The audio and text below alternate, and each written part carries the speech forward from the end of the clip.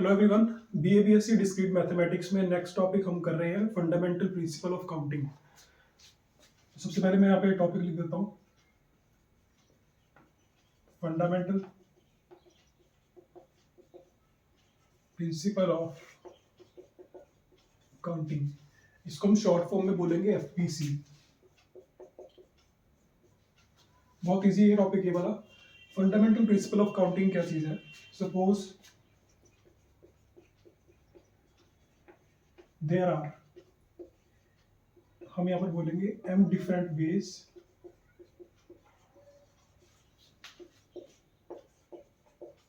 To perform an operation. ठीक है, सबसे पहले हमने सपोज किया कि m डिफरेंट वेज है किसी ऑपरेशन को करने के लिए। ठीक है, ये इसके बारे में आपको एग्जांपल से समझाऊंगा, लेकिन अभी सिर्फ आपने इतना याद रखना है कि किसी ऑपरेशन को करने के लिए m डिफरेंट तरीके हैं हमारे पास, and corresponding to this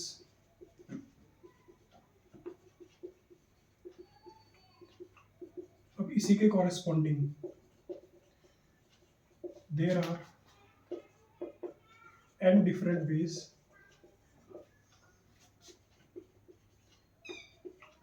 to perform an another operation.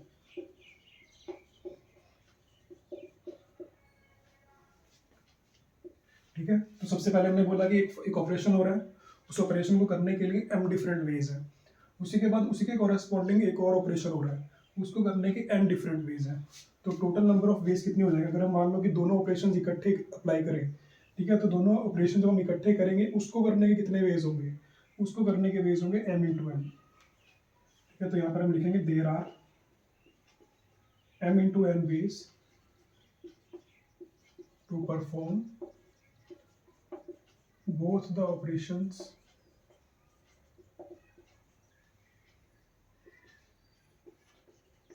together। I hope समझ आ गया होगा कि एग्जांपल ले लेते हैं इसका एक। सपोज मान लो मेरे पास कोई बॉल्स है। सबसे पहले बॉल्स मुझे बैग से निकालनी है, तो मान लो मेरे पास दो बैग्स हैं, B1 और B2। अब B1 और B2 में बॉल्स है, लेकिन हमें ये नहीं पता कि हमारे पास बॉल्स के कलर क्या क्या है। सपोज कर लो हमारे पास कोई रेड कलर की बॉल है, ब्लैक कलर की बॉल है और ब्लू कलर की बॉल है। अब देखो, सबसे पहला ऑपरेशन क्या है कि हमें ये देखना है कि मैंने बैग कौन सा सेलेक्ट करना है। तो फर्स्ट ऑपरेशन तो ये हो गया कि मुझे कोई बैग सेलेक्ट करना है, तो उसको सेलेक्ट करने के लिए m डिफरेंट वेज है। हमने बोला इसको सेलेक्ट करने के लिए m डिफरेंट वेज है, मतलब दो वेज है।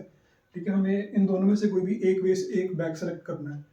सब इसी के कॉरेस्पॉन्डिंग अब जब मैंने बैग सेलेक्ट कर लिया, अब उस बैग में से जो बॉल्स निकलेंगी मुझे नहीं पता कौन से कलर की निकलेंगी, तो उसको निकालने, अब देखो हमने मान लो बैग 1 निकाल लिया, अब उस बैग में से हमें नहीं पता तीनों में से कौन सी बॉल आएगी, तो कितने वेज हैं? 3 वेज और आ गए। तो ये हो गया हमारे पास n डिफरेंट वेज। तो इसको सेलेक्ट करने के लिए m डिफरेंट वेज है, इसको सेलेक्ट करने के लिए n डिफरेंट वेज है। तो टोटल ओवरऑल कि कौन से बैग में से कौन से कलर की बॉल निकाली, उनके जो वेज होंगे वो होंगे m इंटू एन। कि total m into N ways है कि हम कितने इसमें से निकाल सकते हैं, ऐसे ऐसे कॉम्बिनेशन, ऐसे ऐसे ग्रुप्स कितने निकाल सकते हैं। ठीक है, कौन से बैग में से कौन सी बॉल निकलेगी, तो हम हमारे पास m इंटू एन वेज है। अभी वो पे समझ आ गया होगा। और कोरेस्पॉन्डिंग टू दिस, अगर मान लो मेरे पास एक और ऑपरेशन है p ऑपरेशन, कोई एक थर्ड ऑपरेशन है। मान लो हमारे पास बॉल्स आ गई हैं, और बॉल्स में मान लो हमने कोई और आगे कैटेगरी डाल दी कि कोई टेनिस बॉल है, रेड कलर की टेनिस बॉल है या रेड कलर की क्रिकेट बॉल है, तो हमें नहीं पता उसमें से कौन सी बॉल होगी। ठीक है, तो वो थर्ड एक और वे आ जाएगी, उसको हमने बोला है कि पी वेज होंगी उनको सेलेक्ट करने के लिए। ठीक है, तो जब ऐसे ऐसे 3 ऑपरेशन आ जाते हैं, फिर उसमें हम क्या करते हैं, m into N into P. ठीक है, अब इसको मैं एक बार क्लियरली यहाँ पर लिखवा देता हूँ।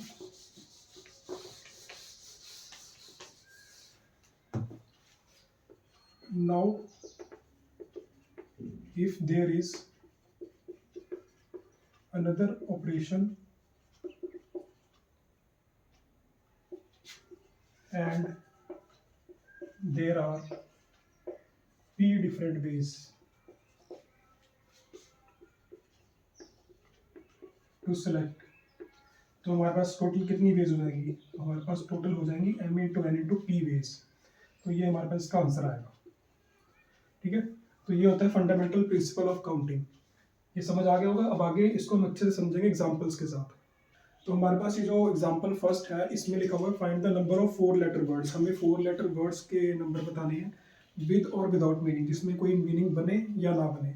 विच can be formed out of letters of the word rose, जो कि हम रोज नाम का एक वर्ड है मेरे पास। तो इसमें से कहते हैं हमने 4 लेटर्स का एक वर्ड बनाना है। देखो इसमें भी 4 लेटर्स ही हैं, रोज है, तो इन्हीं लेटर्स को यूज करना है और मुझे 4 लेटर का ही एक वर्ड बनाना है। कितने हम ऐसे ऐसे वर्ड बना सकते हैं विद मीनिंग या विदाउट मीनिंग। ठीक है, विद मीनिंग भी हो सकता है, विदाउट मीनिंग भी हो सकता है। Where the repetition of letters is not allowed, जहाँ पे कहते हैं कि जो लेटर्स है ना इसके ये वाले ROSE, इसको रिपीट नहीं करना दोबारा से। एग्जाम्पल देता हूँ, जैसे मान लो ये ROSE है मेरे पास, ये लेटर्स है,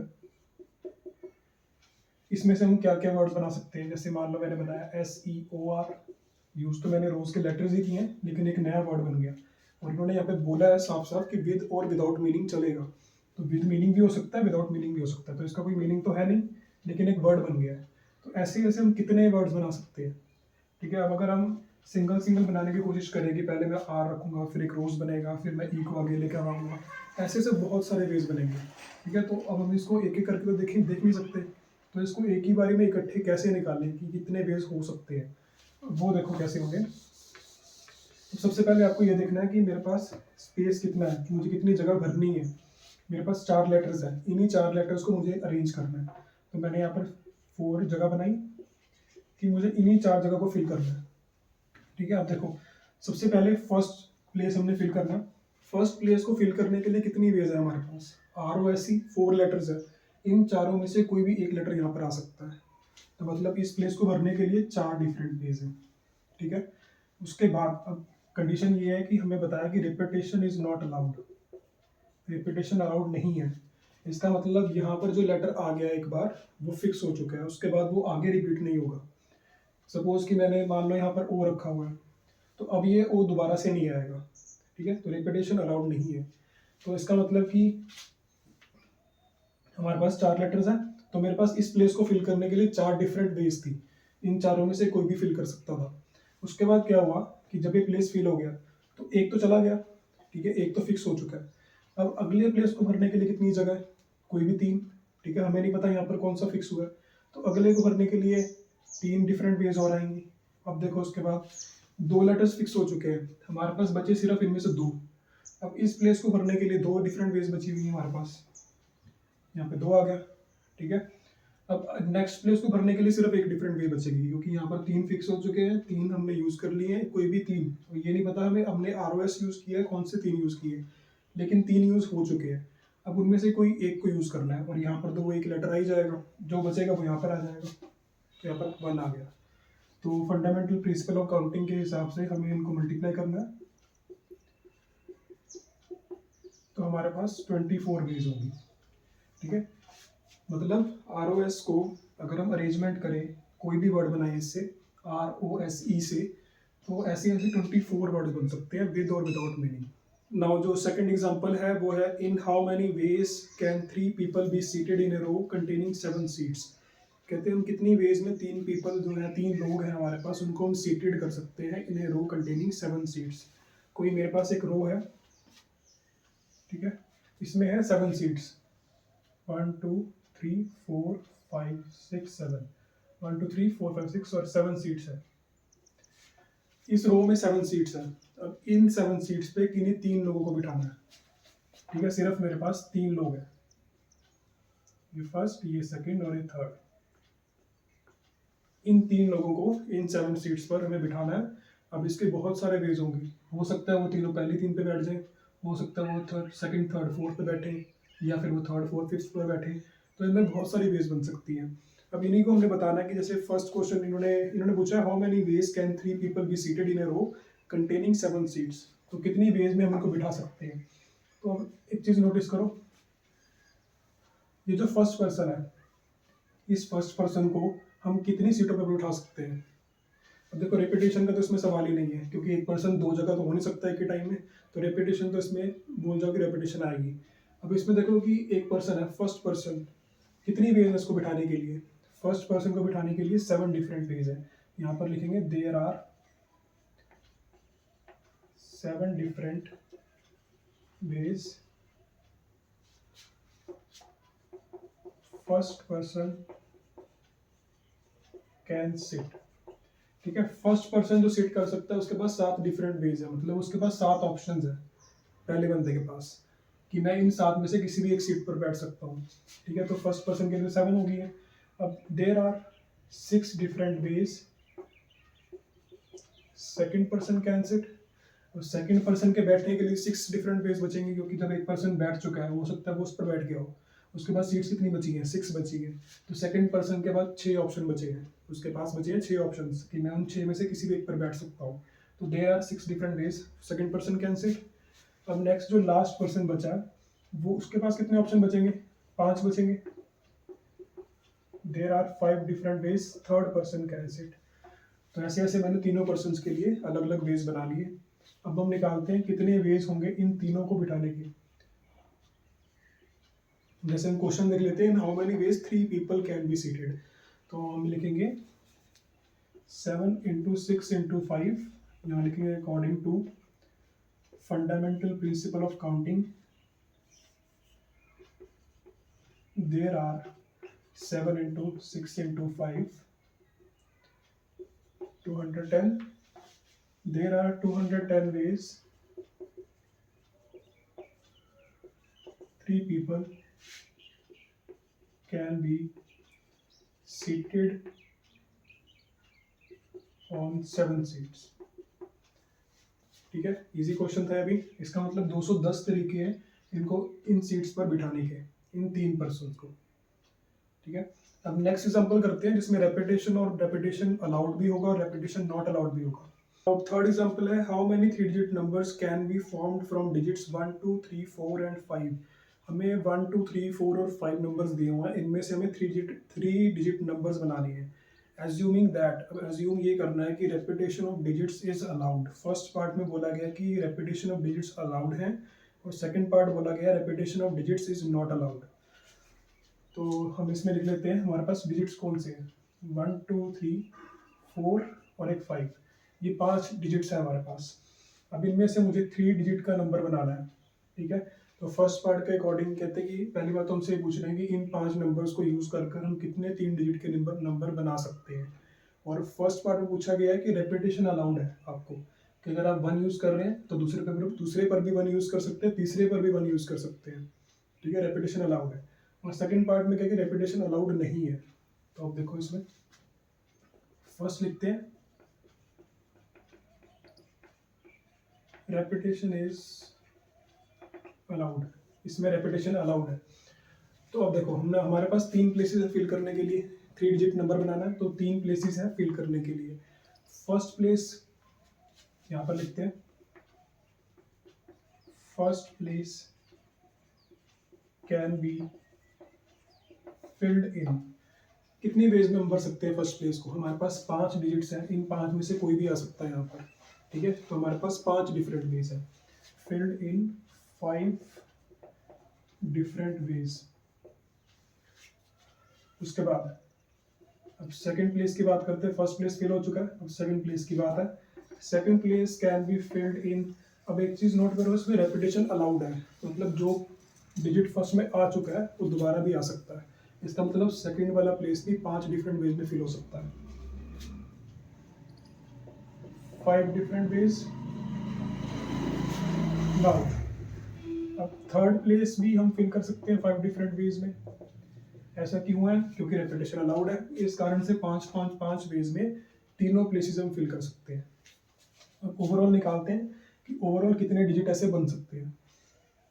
सो there are 5 into 5 into 5 that is 125 ways. तो हमारे पास कितनी वेज होगी? 125 वेज होगी, जिसमें कि हम ये 3 डिजिट नंबर बना सकते हैं using these 5 digits. I hope ये समझ आ गया होगा आपको। अब सेकंड पार्ट जो है, repetition of digits is not allowed. Second part में है रेपिटेशन इज नॉट अलाउड। अब इसमें रेपिटेशन अलाउड नहीं है आपको, तो इसमें देखो first place can be filled in. First place के पास तो 5 बेस है, उसके पास 5 ऑप्शंस है कि इन पांचों ऑप्शन में से कोई भी एक डिजिट रखवा लें यहाँ पर, ठीक है, फिल्ड इन 5 डिफरेंट बेस। तो फर्स्ट के पास तो 5 डिफरेंट बेस है। फिर सेकंड प्लेस की बारी आती है, second place can be filled इन। अब देखो रेपिटेशन क्योंकि अलाउड नहीं है, इस कारण से क्या होगा कि जो नंबर यहाँ पर आ गया वो दोबारा नहीं आ सकता, इसका मतलब वो फिक्स हो चुका है। तो अगले वाले जो प्लेस होगा उसके पास कितने ऑप्शन बचेंगे? अब अगर मान लो 1 फिक्स हो चुका है तो उसके पास बचेंगे 4 डिफरेंट वेज। उसके बाद फिर ये वाला भी फिक्स हो जाएगा, फिर नेक्स्ट वाले के पास बचेंगे 3 डिफरेंट वेज, ठीक है। तो हम यहाँ पर लिखेंगे second place can be filled in 4 different ways, then third place can be filled in 3 different ways. Easy है, समझ आ रहा है यहाँ तक? उसके बाद so there are 5 into 4 into 3 ways, बस यहाँ पर आंसर आ जाएगा, हम इसका आंसर निकाल देते हैं। तो ये आएगा 60 वेज। तो यहाँ पर आप नोट कर लो कि अगर रेपिटेशन अलाउड होती है तो हम 125 3 डिजिट नंबर बना सकते हैं। जिसमें रेपिटेशन अलाउड नहीं है उसमें हम सिर्फ 60 वेज में ही नंबर बना सकते हैं। तो इसके साथ मैं फंडामेंटल प्रिंसिपल ऑफ काउंटिंग खत्म कर रहा हूँ। नेक्स्ट हम जो स्टार्ट कर रहे हैं परम्यूटेशंस। तो सबसे पहले परम्यूटेशन की डेफिनेशन क्या है? परम्यूटेशन की डेफिनेशन है it is an arrangement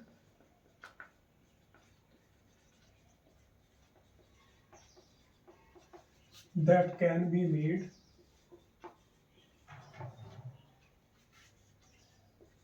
by taking some or all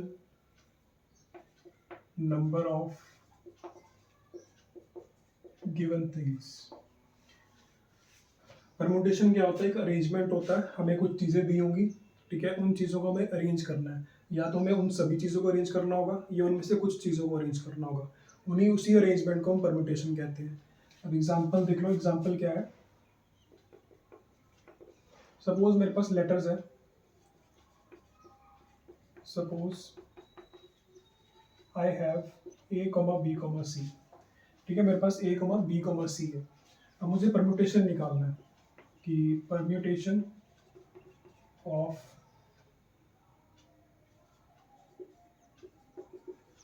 three letters, in 3 letters का परम्यूटेशन निकालना है।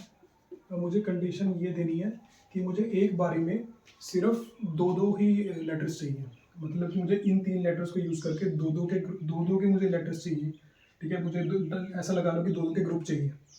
तो उसका परम्यूटेशन क्या आएगा? कितने बना सकते हैं हम वैसे, ठीक है। तो कितने अरेंजमेंट हम बना सकते हैं ये भी लगा सकते हो कि जैसे हम अरेंजमेंट, मैंने बताया कि परम्यूटेशन एक अरेंजमेंट होता है, तो वैसे वैसे हम कितने अरेंजमेंट कर सकते हैं। तो देखो, टेकन 2 एट ए टाइम।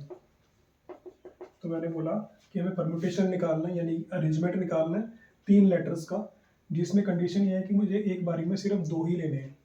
तो देखो क्या क्या बन सकते हैं, या तो हम बना सकते हैं AB, या बन सकता है BC, या बन सकता है AC, ठीक है, ऐसे आ सकते हैं। या फिर BA भी आ सकता है, CB भी आ सकता है और CA भी आ सकता है। बस और तो कोई अरेंजमेंट नहीं बनेगा इसमें। तो कितने हो गए हमारे पास टोटल मिला के? 6 डिफरेंट बेस। तो परम्यूटेशन हमारे पास आ गया 6, कि इसके 6 डिफरेंट अरेंजमेंट्स हम बना सकते हैं, जिसमें कंडीशन क्या होगी कि एक बारी में मुझे 2 ही एलिमेंट्स लेने हैं, ठीक है, 2 लेटर्स लेने हैं। तो ये हो गया परम्यूटेशन का एक छोटा सा एग्जाम्पल।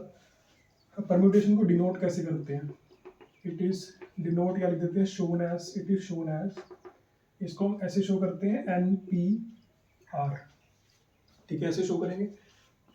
या फिर हम इसको ऐसे भी शो कर सकते हैं, P ब्रैकेट N, R, ठीक है, जिसमें N होंगे टोटल नंबर ऑफ जितने मुझे, जैसे कि इसमें मेरे पास टोटल नंबर ऑफ लेटर्स कितने थे? ABC 3 लेटर्स थे। अब एट ए टाइम आप कितने ले रहे हो वो R की जगह आएंगे, ठीक है।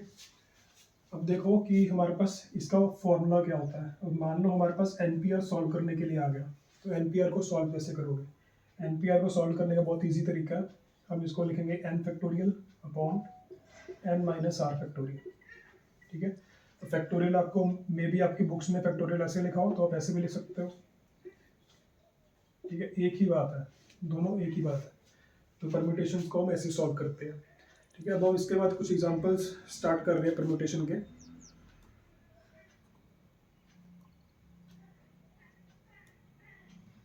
तो फर्स्ट एग्जांपल है prove that, example 1,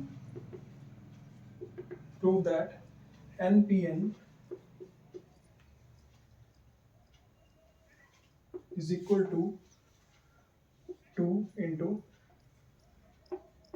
NPN minus 2। ठीक है, हमें इनको प्रूव करना है कि ये दोनों जो है बराबर है, यानी कि LHS RHS के बराबर है। अब इसको शो कैसे करेंगे? सबसे पहले परम्यूटेशन, आप इसको ऐसे भी कर सकते हो कि LHS पहले सॉल्व कर लो, RHS बाद में सॉल्व कर लो। तो पहले LHS लेते हैं, NPN। अब अकॉर्डिंग टू दिस फॉर्मूला, इस फॉर्मूला के अकॉर्डिंग जो ये वाली टर्म है वो यहाँ पर है, ठीक है, जो R वाली टर्म है यहाँ पर है, तो यानी कि N माइनस आर, यहाँ पर R का काम N ने ही कर दिया, ठीक है। तो हमें सिर्फ फॉर्मूला के हिसाब से चलना है। तो ऊपर वाली टर्म जो है वो यहाँ पर आएगी, यानी कि n फैक्टोरियल, और नीचे हमारे पास बन जाएगा n माइनस n फैक्टोरियल। तो ये आया मेरे पास n फैक्टोरियल।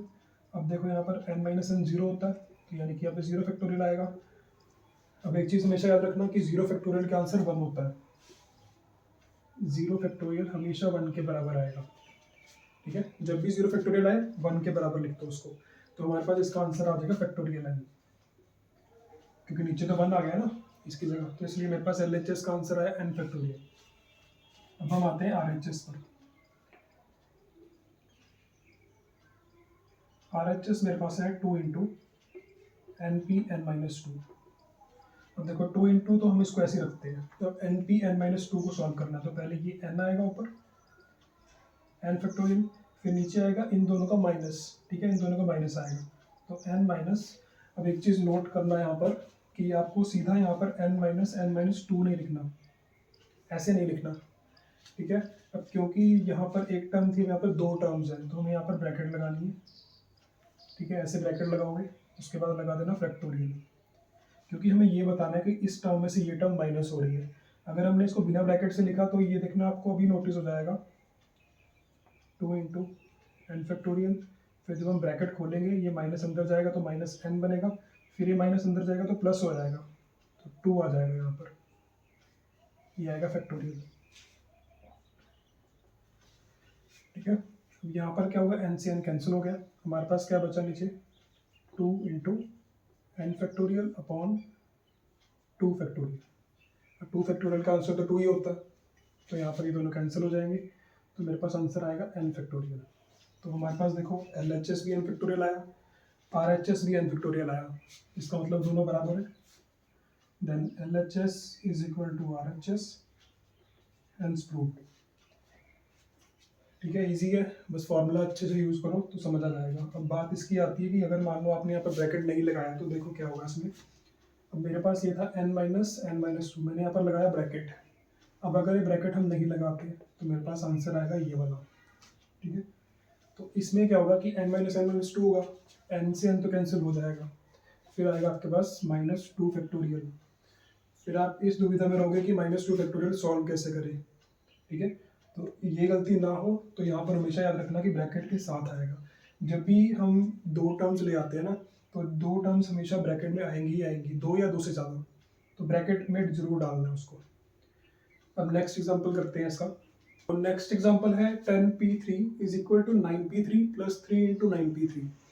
अब इसको हम कैसे सॉल्व करेंगे, वैसे ही हम करेंगे LHS और RHS लेकर।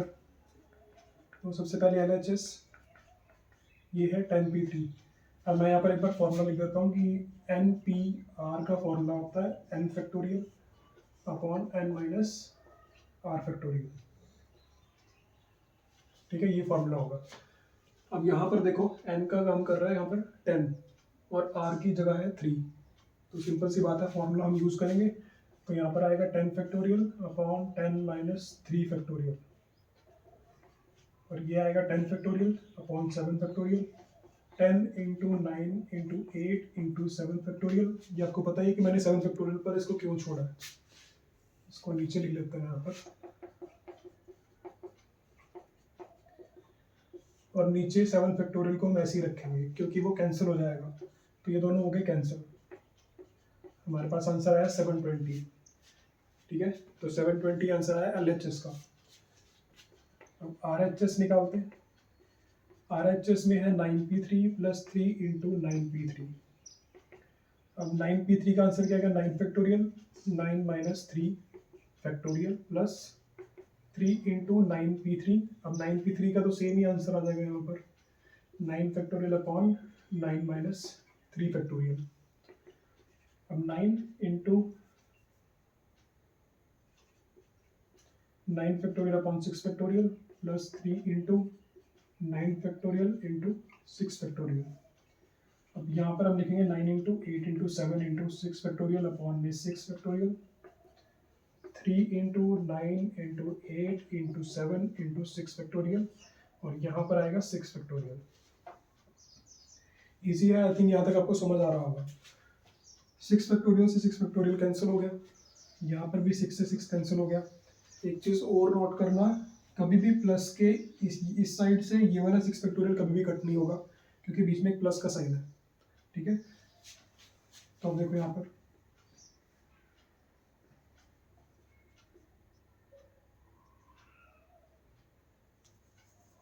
तो हमारे पास इसका आंसर आता है 504 प्लस 3 इंटू 504।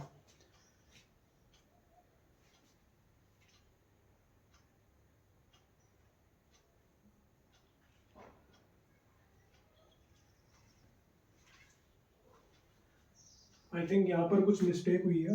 हमारे पास मिस्टेक यहाँ पर ये हुई है कि क्वेश्चन में यहाँ पर 9p2 है, ठीक है, यहाँ पर है 9p2, तो यहाँ पर भी 2 आ जाएगा, यहाँ पर 7 फैक्टोरियल आएगा, तो इसको हमें 7 फैक्टोरियल पर ही रोकना होगा, और यहाँ पर भी 7 फैक्टोरियल आएगा, और 7 से 7 कैंसिल होगा, यहाँ पर आएगा 3 इंटू 72, 504 प्लस 6 216, ये बनेगा 0 2 एंड 7, और इसका आंसर आएगा 720। तो हमारे पास RHS भी 720 आ गया, LHS भी 720 आ गया। तो हमने प्रूव कर दिया कि LHS is equal to RHS, hence proved. Next example है find R if 5 into 4PR is equal to 6 into 5PR minus 1। तो इसमें भी हम वैसे ही करेंगे, LHS और RHS। एक्चुअली हमें इसमें ना R निकालना है, तो आप इसमें दो तरीके से सॉल्व कर सकते हो, या तो LHS और जो RHS है उनको अलग अलग निकाल के फिर इक्वल रख के फिर R की वैल्यू निकाल लो, या फिर आप साइड बाय साइड भी कर सकते हो दोनों को। तो अगर हम इसको LHS RHS अलग अलग लेकर करते हैं तो उस हिसाब से हम करेंगे। इसमें LHS 5.4PR, यहाँ पर आएगा 5, और 4PR को जब सॉल्व करेंगे तो ऊपर आएगा 4 फैक्टोरियल, और यहाँ पर आएगा 4 माइनस R फैक्टोरियल, ठीक है। ये तो हमारे पास आया LHS। अब RHS जो आएगा 6.5P R माइनस 1, 6, यहाँ पर आएगा 6 फैक्टोरियल, सॉरी 5 फैक्टोरियल, और 5 माइनस फिर से वही चीज़ आ गई तो ब्रैकेट में डालना, 5 माइनस R माइनस 1 फैक्टोरियल, ठीक है। इस पूरे का फैक्टोरियल हो रहा है, तो यहाँ पर ऐसे आया। उसके बाद 6.5 फैक्टोरियल, 5 माइनस, ये माइनस अंदर जाएगा, तो ये बनेगा हमारे पास 6.5 फैक्टोरियल। अब यहाँ पर नोटिस करोगी 5 माइनस R प्लस 1 है, तो यहाँ पर 5 और प्लस 1 मिलके 6 बनाएंगे, और माइनस R, और ये आया फैक्टोरियल। तो ये हमारे पास आया RHS, और ये हमारे पास था LHS। अब इन्होंने यहाँ पर बताया हुआ है कि LHS और RHS दोनों इक्वल है, और हमें R की वैल्यू निकालनी है। Now LHS is equal to RHS, यहाँ पर हम लिखते हैं अकॉर्डिंग टू क्वेश्चन।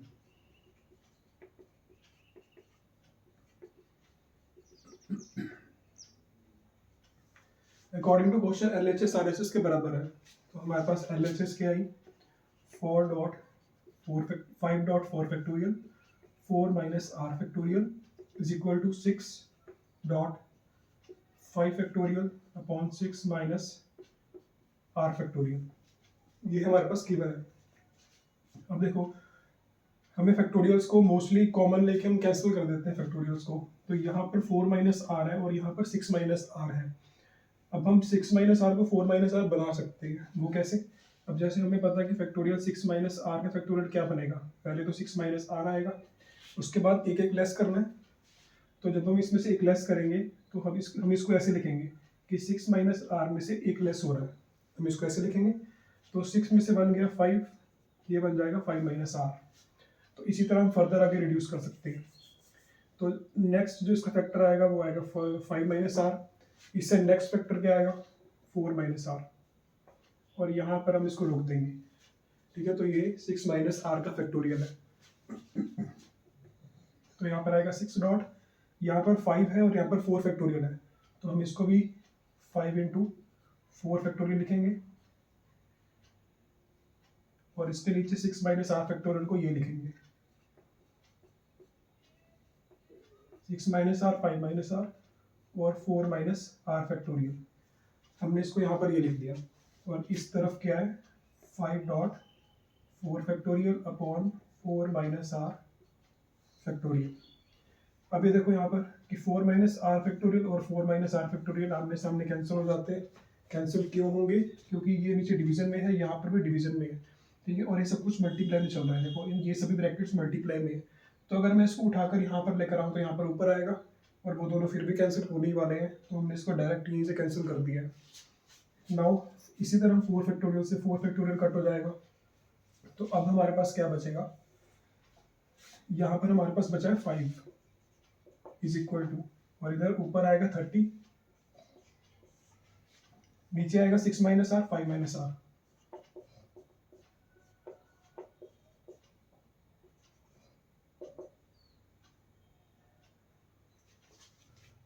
उसके बाद हम इसको क्रॉस मल्टीप्लाई करेंगे, तो इसके नीचे 1 मानकर हम इसको क्रॉस मल्टीप्लाई कर रहे हैं, तो ये वहां जाकर मल्टीप्लाई होगा और बनेगा 5 into 6 minus R then 5 minus R is equal to 30। हमारे पास यहाँ पर ये चीज़ आई है, फिर 6 माइनस आर 5 माइनस आर, ये 5 वहाँ जाकर डिवाइड होगा तो 6 आएगा मेरे पास। ठीक है, यहाँ तक ठीक है हमारा। उसके बाद अब इनके हम बनाते हैं फैक्टर्स। तो फैक्टर्स कैसे बनेंगे, इन दोनों को हमें फैक्टर बनाना होगा।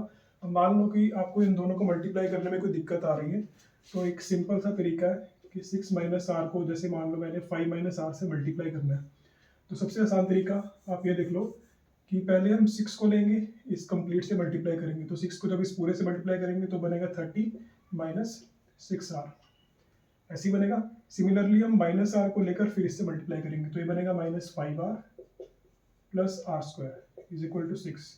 तो ये हमारे पास इक्वेशन बनेगी R square minus 11 R plus 30 is equal to 6, ये हमारे पास बनेगी। ठीक है, उसके बाद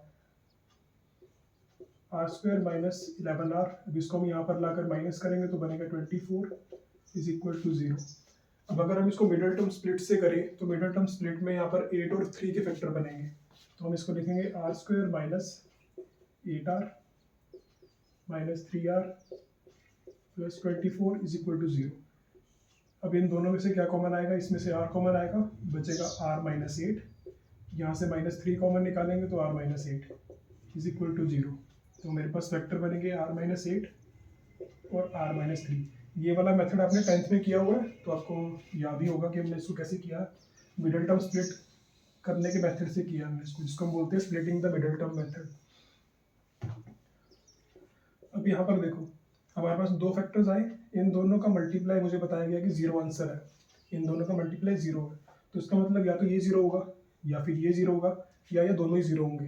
तो हम दोनों को 0 लेके चलेंगे कि आर माइनस 8 0 के बराबर है, तो मेरे पास आर का आंसर क्या आएगा 8।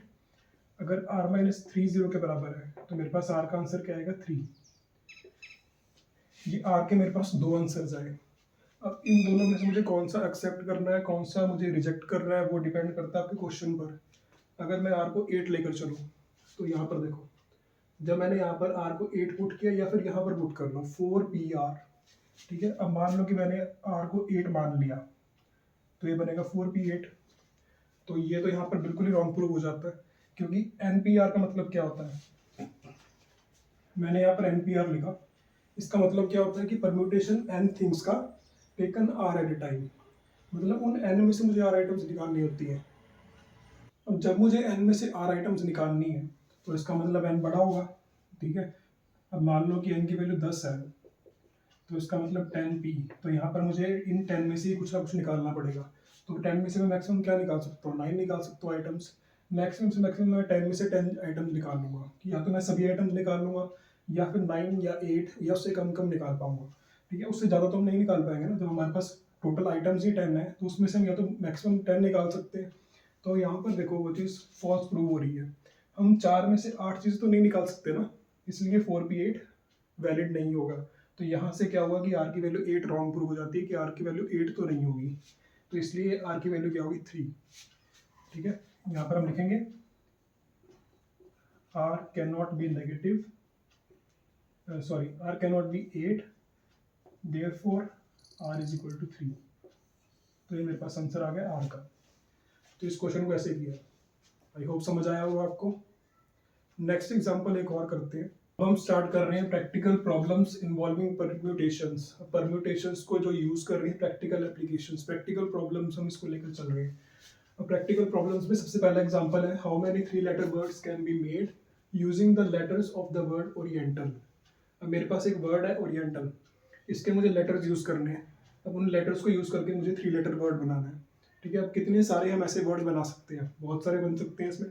ठीक है, इसमें हमारे पास टोटल मिलाकर 3 और 3 6 और 8 लेटर्स है मेरे पास। इन 8 लेटर्स को यूज करके 3 लेटर्स के वर्ड बनाने हैं, और बहुत सारे बन सकते हैं। अब हमें वही निकालना है कितने सारे बन सकते हैं, कितने कितने हम बना सकते हैं लेटर्स। तो अब हम यहाँ पर लिखते हैं number of letters in word oriental. कितने लेटर्स है इसमें? 8 लेटर्स है। अब इन 8 लेटर्स को मैंने इन 8 लेटर्स में से 3 लेटर वर्ड बनाने हैं। ठीक है, तो मेरे पास टोटल मिला के 8 लेटर्स हैं, टेकन 3 एट ए टाइम। तो यहाँ पर हमारे पास ऐसे आएगा, यहाँ पर लिखेंगे number of letters to be taken. हमें कितने लेटर्स चाहिए? 3 चाहिए, कोई भी 3 हो सकते हैं। देयरफॉर अब हम यहाँ पर लिखेंगे NPR इज इक्वल टू, तो NPR कैसे आएगा? यहाँ पर हम लिखेंगे 8p3, क्योंकि टोटल हमारे पास जो लेटर्स हैं वो n होते हैं। ठीक है, जो टोटल हमारे पास अवेलेबल ऑप्शंस होते हैं वो n होते हैं, और कितने हमने टेक किए हैं, कितने एक टाइम पर लिए हैं, वो r होता है। तो यहाँ पर मेरे पास टोटल लेटर्स थे 8 टेकन 3 एट ए टाइम। तो ये बनेगा 8p3। अब इसको हम सॉल्व करेंगे। 8p3 का formula 8 factorial upon 8 minus 3 factorial. यहाँ पर आएगा 8 फैक्टोरियल और आएगा 5 factorial. 8 into 7 into 6 into 5 factorial upon 5 factorial. ये दोनों कट आउट हो जाएंगे।